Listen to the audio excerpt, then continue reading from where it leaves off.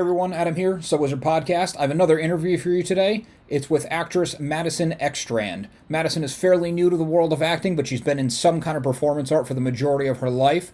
She is in a new upcoming horror anthology series, Very Frightening Tales, where she's got to do three so far, and I believe at the time of the interview she was going in to do her fourth, and she made mention that there's going to be more separate episodes in this anthology series where every episode brings you multiple horror short stories, so she gets to play a wide variety of characters, which she's having a great time with. Check out the interview. Hey everybody, Adam here, So Wizard Podcast. I'm sitting down with Madison Ekstrand. Madison, how you doing? Good. How are you? Good. Thanks for coming on. Thank you for having me. Did I get your last name right? Ekstrand, yes. Okay, great. Probably should have asked before. So before we talk about your new show, I always like to ask creative people to go back to the beginning and how you got into your chosen role for you, acting. I started acting about 3 years ago. I started taking classes. I've always had an interest in acting, but like when I got into like maybe sophomore year in high school, I was like, I need to pursue this. And then I kind of just kept going from there. And I started like last year, I started going into the Very Frightening Tales, and I'm a regular on that show now. So that's really cool. Nice. Mm. So it started with like high school stage productions. Actually, I've never done a school play in my high Oh, school. I've been online since sophomore year, so I guess that makes sense. Yeah. Makes it a little harder. yeah. Um, if you don't mind me asking, where are you located? Like, do you have access to it, or is it kind of a struggle to get to auditions and stuff? Auditions now are more like Zoom, or like you just do like take a video real quick and like you can look it over and then just email it to the director or anyone. So Oh, makes it's it a lot easier. yeah. All right, well, that's cool. So you're relatively new to this, but it seems like you've been keeping busy. Oh yeah. uh, how did Very Frightening Tales come about? Well, Very Frightening Tales is a Suzanne De La Renta's production, and she came up with this whole idea, and it's kind of like the Twilight Zone kind of. It has like different stories, and like each little short film has a different creature and like a different thing, so you can just never get bored of it. Mm, Okay, so it's an anthology episode to episode. yeah. Okay. And you said you're a regular on there, so you've done more than an episode? Yes, I've done three, and this month or next month I'm going down again for LA, and we're shooting the fourth one. Oh, So awesome. Okay. I don't want to get into spoiler territory with them. I got to see a little bit. Unfortunately, the stream got messed up, but I'll get it sorted out after our interview so I can finish it. I was watching The Curse of Stone Hill. that was my first one. Yes. Okay, cool. So was that your first on-screen like kind of lead role? Yes, it was. And I've learned so much from it, and it was so different. I mean, but I've had amazing people behind me to like help me, because honestly, I didn't know what was gonna happen, honestly. Okay. Mm. Did you find it I mean, you just said it was a little difficult. Did you find it hard, like anything that you didn't think of ended up being a challenge, or anything that you were overbuilding in your head to be a challenge that was like, oh, that's nothing, that's a breeze? Oh, it was nothing. I mean, I just the takes, I was like, I look at movies differently now, because like you take so many takes, and it just takes so much hard work, and it's just not the actor or actress, it's the whole crew, and it's amazing actually. Oh, to see it from behind the scenes and then all come together in the final product.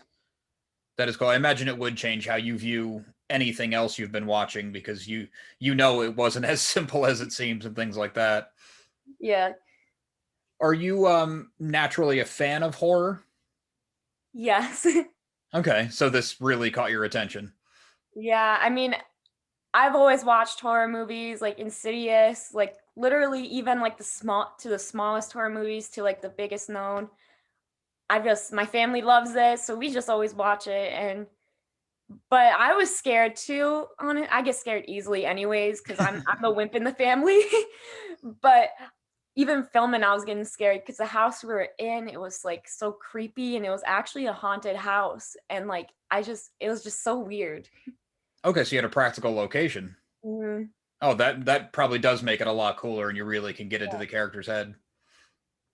So do you find now that you've been on the other side of the camera, when you watch a horror movie, you're maybe less intimidated or less afraid? I think I'm less afraid because it's like, oh, they probably like, just did the makeup and like I know the behind the scenes and it's like it's not real. Like I knew it wasn't real at first, but it kind of just I guess it calmed my nerves a little bit watching it. Sure. Yeah. All right, that makes sense. Do Mhm. you want to give everyone a rundown of your episodes, or would you rather it be totally dry when they go in? I would say totally dry because it's actually they're all different, like I Mhm. said, and it's just a little surprise. Okay, yeah. The one I was watching was kind of a mystery, like a supernatural mystery. It felt like, but yeah, I get if you don't want to go too close to spoiler territory and ruin it for people. So you got into acting. You got a lead role in a series as a recurring, which is awesome. You've been able to shoot it. Was there any kind of delays or anything due to COVID? Um, Not really because the crew was like basically cut in half, so there wasn't as many people on the crew like that they said, and I was like, there's like maybe 15 people on the crew, Oh and I, wow, okay. and I was like, oh, there's more. I was like, and she's like, yeah, there's more people on the crew, and I'm like, oh my gosh, and everyone's like running around, but other than that, it's like we kind of got stuff done faster Hmm. because of COVID. So I mean, I guess COVID was kind of a blessing because we got stuff done. Okay, so from your point of view, because you weren't really doing a ton of acting pre-COVID, this Mm-hmm. is kind of what you know it to be, is a smaller crew and a faster pace and maybe some extra regulations. Yeah. Okay. Well, that's good that it's not really slowing you down, because I know there was a lot of productions in process that just, had to slam on the brakes and everyone had to get sent home and they weren't sure when they were going to be able to go back and all that. Yeah. So you said you get to fly into LA to shoot your fourth episode coming up. Yes. End of April, I think. Okay, so not too far. Do you have like a full script on the episode? Do you know exactly what you're getting into, or is it kind of a surprise? No, I know what I'm getting into. Okay. So your four episodes, since it's an anthology, they're all totally different. You get to play new people. Have you Yeah. had a lot of fun being in the same series but reinventing yourself every time? Oh, yes. And it's definitely like I came on my shell a little bit because at one point, like they just had like that spray dye, sprayed my bangs black, and like I just had my natural hair. I had like a wig, and I'm gonna wear a wig in this next one too. So it's like I'm playing all these different people, so I can like I guess I'm not afraid to like be different, if that makes sense. Yeah, for sure. Mhm. Especially as an actor, I think it's probably really important. So that's got to be fun. Do you find like the wigs or the makeup or whatever, it kind of helps you step out of who you are and step into the character, like even it's Oh not a yeah. full costume? Especially as a dancer, like we're caked with makeup. Like at competitions, like you have your red lipstick, you have sparkles on your eyes, you have like foundation like to the max, and it's just so like this is obviously a little different. It's like less makeup and more natural, but I feel like those kind of go hand in hand. So I was like used to it, and we Okay. portray characters when we're dancing. I mean, we portray a story, so I kind of easily like gone through the, to the You've been acting down that road world. before. Yeah. All right, so you have performance experience before you got in front of a camera. Yes. Okay, that's cool. Well, when did you start that? I started dancing when I was 3, and I've Oh done wow. literally everything in the books. I've done African dancing at one point for a competition, and I've just done everything, and I've had like an amazing studio behind my back to like do everything like this, and I'm very lucky. Are you able to keep that up and have your acting career? Yes, I've been doing Zoom classes for dance lately because I'm online and like because of COVID, I don't really want to go in the studio and dance with a mask on. Sure. Mm, That makes a lot of sense. But you yeah. find you have the time to handle Oh, both. Oh, that's good. It's good you get to keep it up because you've been doing it for so long. You wouldn't want yeah. My mom's like my assistant. She like schedules everything for me, and she's like, "Oh, to. you got this at this time," and I'm like, "Okay." No, well, that's good. It'd be a lot to keep track of. Oh yeah. So you had years of performance experience before you stepped in front of a camera. So you maybe you weren't that nervous your first day on set? No, I was just nervous about like I was like, what if they don't like me? What if they like yell at me? Like, what if I did something wrong? Or like, just like some stuff like that. But everyone was like so nice, and the crew is like family to me now after shooting 3 episodes, now going to 4, and everyone's just amazing. And I've Oh, learned. that's good. Yeah. How long is the shoot per episode? I would say the most is like 10 minutes, like for the short films, but there's usually like 3 in an episode, so it'd be up to 30 minutes. I mean, 30 minutes is the runtime, but how long does it take you to like say you're the Curse of Stonehill? Was it like a week, 15 Oh, days? it was like 2 weeks for Curse of Stonehill. Okay. And that's about Oh, for filming? I'm sorry. It was like yeah. 2 days for filming for Curse of Stonehill. Oh, okay. Okay. Yeah. I see. So it's pretty quick setups and Mm. get your take and move on. It sounds like it's pretty rapid fire. Yeah, a lot of late nights too, but you get used to it. Right. Late nights and long days. But I guess with a background in dance, because I'm not a dancer, but I know that it's a pretty grueling undertaking. Oh yeah, I mean, last competition season, I did one competition before COVID hit, and I had 11 dances, and they're all like basically back to back, and it was like almost midnight by the time we got out of there. So I'm used to the late night. So a late night of acting, you're kind of like, yeah, this is fine. At least I'm not. Just You're I not need like running a a little marathon. sugar and I'm good. Sorry, what was that? I just need a little sugar and I'm good. Right. Sorry. That's really good. It's exciting. And it's cool that you're a fan of horror going into this. Is that what kind of drew your attention to the script? Yeah, and I've always wanted to be in a horror film because I Okay. think they're just so interesting and they're different. And you never know what's going to happen. I mean, you never know what's going to happen in any movie, but horror movies is like there's pop scares and like, ghosts happen. And I just really like horror movies. Horror movies does seem like a genre that gets to stretch the boundaries more than any other. That's really cool. Yeah. Um, do you have any? Have you been doing other auditions in the midst of this? I mean, you don't have to say what they are, but Yeah, I've done like a couple, but I've kind of just been slow because of COVID. But good thing I have the curse of like not the curse of Stonehill, but the very frightening tales to work on mhm. and keep going back because that's definitely keeping me busy. Yeah, that is cool. It's good to have the steady project, but you don't feel stale in your role since you get to be a new character every time you go back. Is there any other genres you'd like to jump into? Because horror seemed like it was your dream and you knocked it out of the park right away. I like the sci-fi movies and I like Star Wars There you go. and like The Mandalorian. So I think it'd be cool to like be in like one of those shows because like all the makeup and like all the special effects, it'd be so cool just to even see behind scenes. Oh, for sure. Yeah. Would you want to do one of like the full costume, like covered head to toe makeup jobs? Would you want to be a little bit more yourself on the screen? I don't know. I think I would do both, honestly. Give it a shot. Yeah, that would be fun. I imagine a lot of the makeup would feel almost claustrophobic, but I think it'd be a really cool thing to go for just to say you've done it, like the life experience of it. Oh yeah, definitely. Nice. After episode 4, are there more very frightening tales in the books for you, or is it kind of you got to wait and see? There are. I mean, as of right now, we don't know what they're gonna be, but there's definitely gonna be more. Okay, well that's good. I know it hasn't debuted yet. Do you have any idea, or is that kind of out of your hands? It's up to the studios to.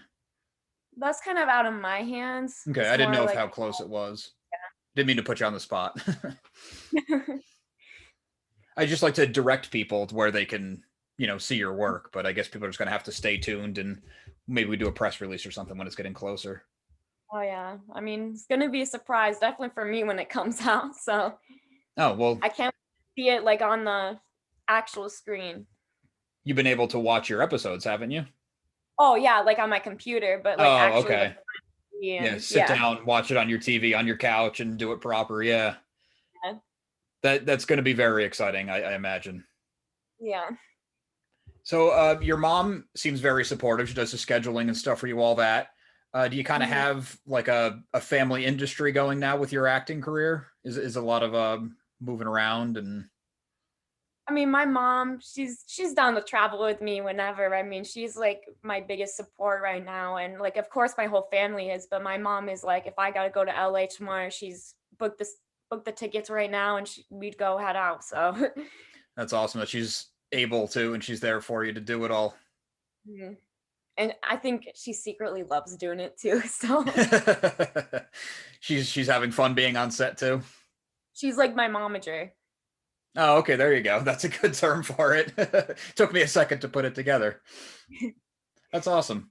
Um, well, I don't want to hold you up all day. Is there anywhere people can find your work online? I mean, do you do social media? Do you point people anywhere?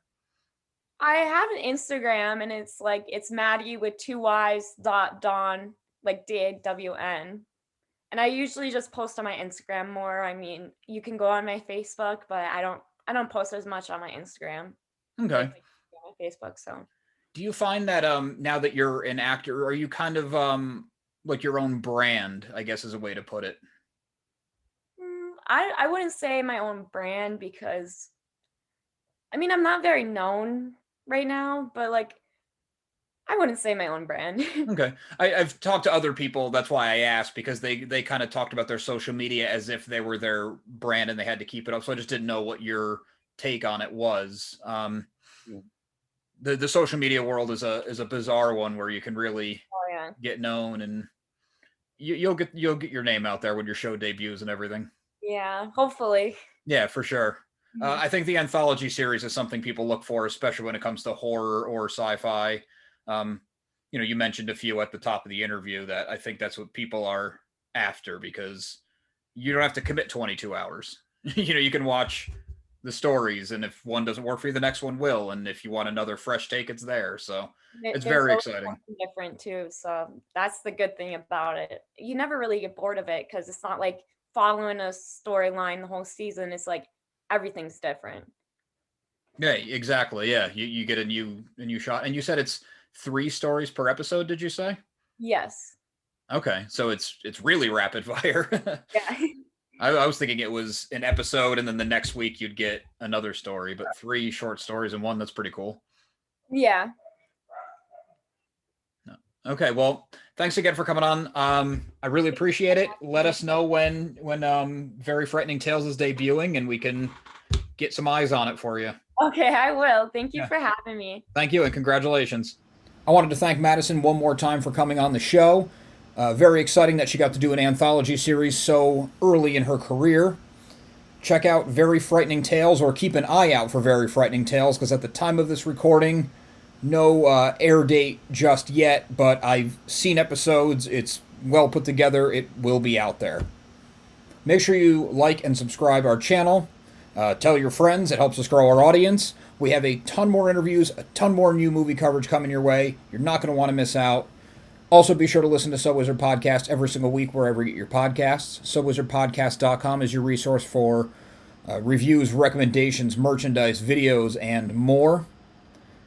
So Wizard Podcast can also be found on Patreon, where for as little as $1 a month, you get multiple monthly bonus shows. And we love hearing feedback, so drop us a note in the comments, leave something on social media. All of our accounts can be found after the show and in the show notes. Thanks again.